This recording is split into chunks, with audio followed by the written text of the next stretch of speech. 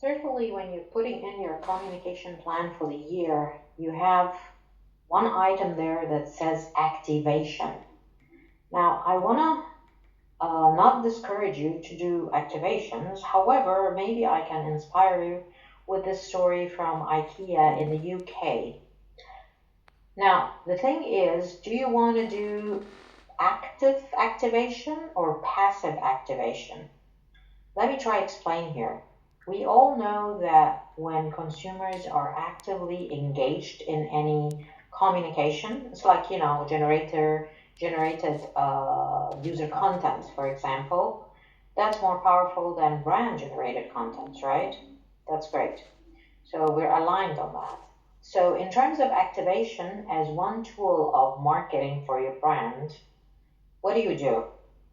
You do sampling, maybe, if it's, a product that you can sample, or maybe a voucher for trying a service, or a call to promote, certainly not real estate, but to promote a service or insurance or something.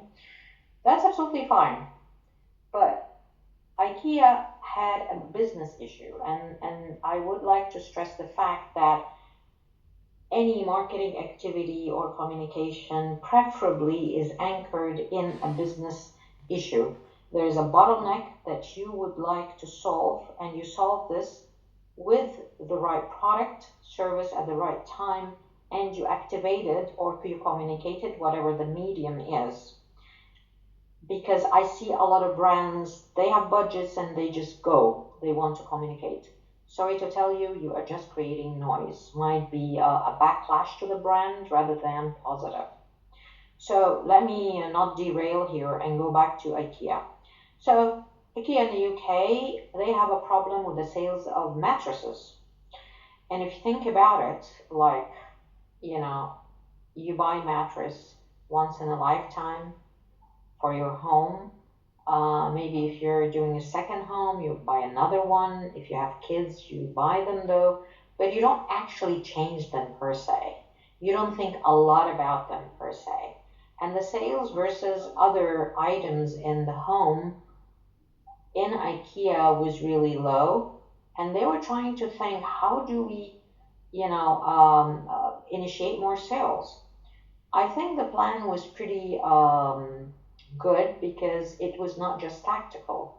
They tried to engage in the brain of the consumer. They reminded them of something very important: sleep. They got an interview from a sleep doctor, and many do not know that the quality of sleep is essential for your growth hormone of the body to have maintenance all night of all the activities that they've done all day. It's very healthy to have a good night's sleep. And as we ladies say, I need my beauty sleep. It's very, very true, by the way. So one of them are these, endorsing from sleep doctors.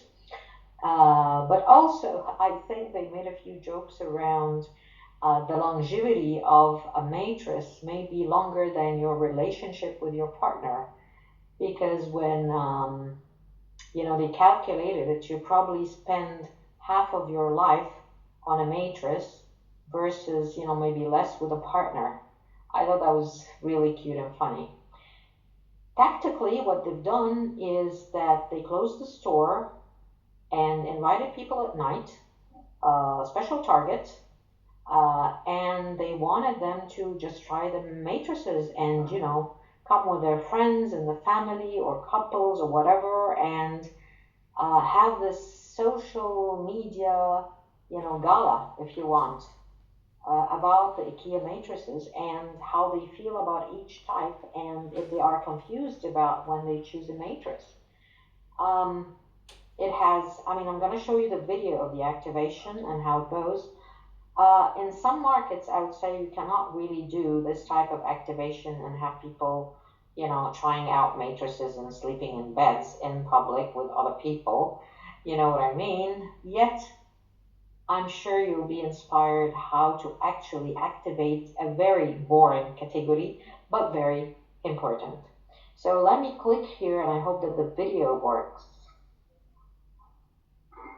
This is a customer announcement. Time is 5 p.m. and the store is now closed.